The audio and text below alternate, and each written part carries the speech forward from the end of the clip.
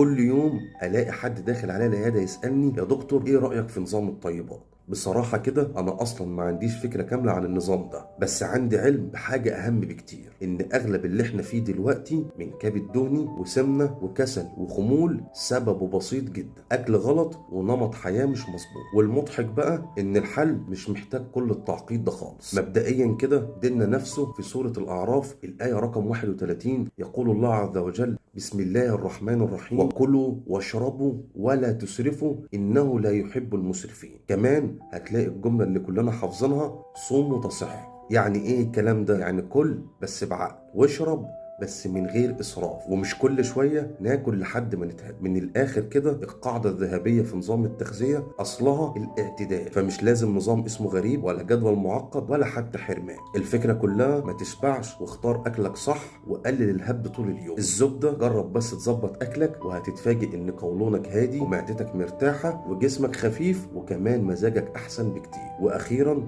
مش كل شويه ندور على نظام جديد، يمكن كل اللي احنا محتاجينه اننا نظبط نمط الحياه وبس. انا دكتور حسام حسني وبتمنى لكم دايما الصحه والعافيه. تاتا كوي، دافاي ديسفيداني.